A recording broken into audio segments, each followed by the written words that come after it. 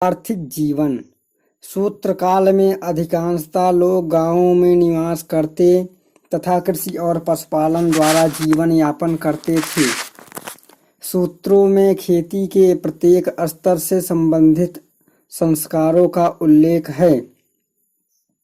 बीज बोते समय, काटते समय, लवनी करते समय तथा अन्न को बोरे में रखते समय अनेक विधि विधानों के पालन का विधान किया गया है।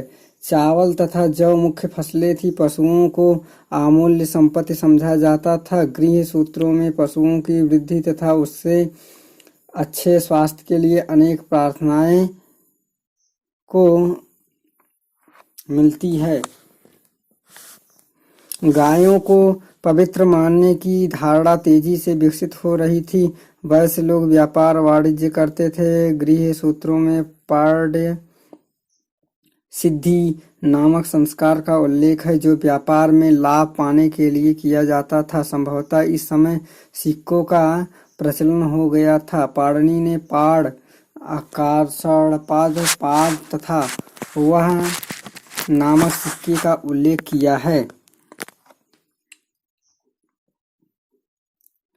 साधक उचित पात्र, द्रोण तथा प्रस्थ भार माप के पैमाने थे। तावा, लोहा, पत्थर, मिट्टी आदि के बर्तन और उपकरण बनाए जाते थे। कताई बुनाई अधिक प्रचलित उद्योग था। वस्त्रों को रंगने का काम भी होता था। शारीरिक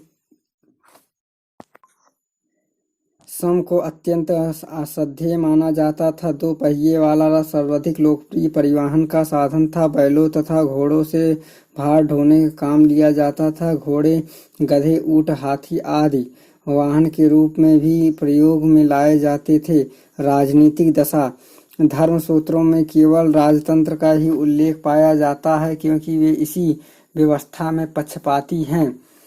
वे राज्य को एक धार्मिक संस्था के रूप में देखते हैं, जिसमें राजा तथा प्रजा दोनों ही दैवी इच्छा अनुसार अपना अपना कार्य करते हैं। धर्म सूत्रों में राजा की निरंकुशता पर जोर लगाई गई है।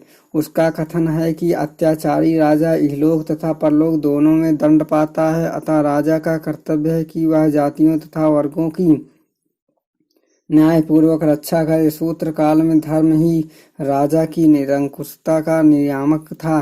सभा या समिति जैसी कोई संस्था नहीं थी। सम्राट कानूनों का निर्माता नहीं, बल्कि उसका पालक था।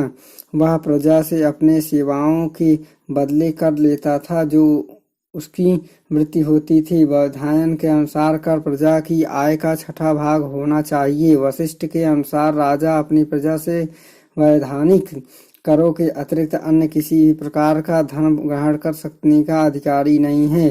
कर को राजा की वृत्ति कहा गया है।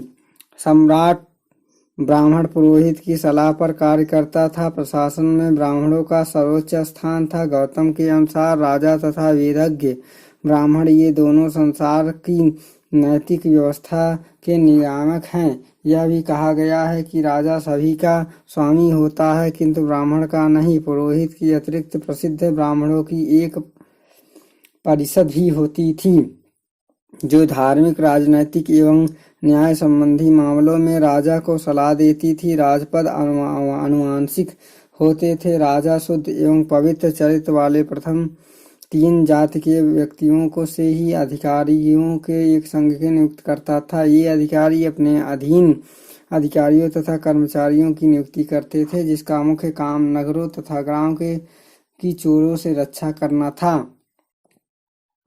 गौतम तथा अपलस्तभ ने यह व्यवस्था दी है कि यदि किसी व्यक्ति के चोरी गए माल का पता नहीं लगा, तो वह राजा का यह कर्तव्य है कि वह उसकी क्षतिपूर्ति करे। शासन का एक प्रमुख विभाग कर संग्रह करने के लिए होता था। गौतम धर्म सूत्र में करों की एक लंबी सूची मिलती है। कृषि द्वारा उत्पादित वस्तुओं, व्यापार वाणिज्य की वस्तुओं, आयात निर्यात की वस्तुएं, पशुओं, फलों, दवाओं आदि सभी पर कर लगाते हैं।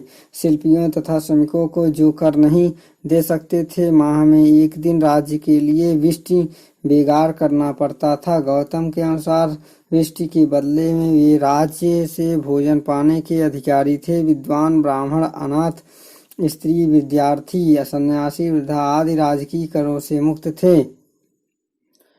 युद्धों में सम्राट स्वयं सेना का नेतृत्व करता था। ग्राम शासन की प्रारंभिक इकाई थी। ग्रामीणी गांव का मुखिया होता था, जो युद्ध के समय सैनिक एवं शांति के समय नागरिक कर्तव्यों का निर्वहन करता था। यह स्पष्ट नहीं है कि वह राजा द्वारा नियुक्त पदाधिकारी था अथवा ग्रामीण जनता द्वारा निर्वाचित किया जाता था। उसकी सहायता के लिए अन्य कर्मचारी होते थे। स्थापित नामक एक अन्य पदाधिकारी का उल्लेख मिलता है। यह कार्यपालिका का एवं न्याय संबंधी मामलों का अध्यक्ष होता था। सूत्रों के काल में ही हमें विकसित न्यायदान प्रणाली का चित्र देखने को मिलता है। वेद स्मृत विद्वानों के आचरण ही विधि के स्रोत माने गए हैं। न्याय करते समय विविध जातियां एवं कुलों की प्रथाओं, परंपराओं, रीति रिवाजों आदि का पूरा ध्यान रखा जाता था। राजा ही मुख्य न्यायाधीश होता था। अपराधियों को उचित दंड देना उसका पवित्र कर्तव्य था।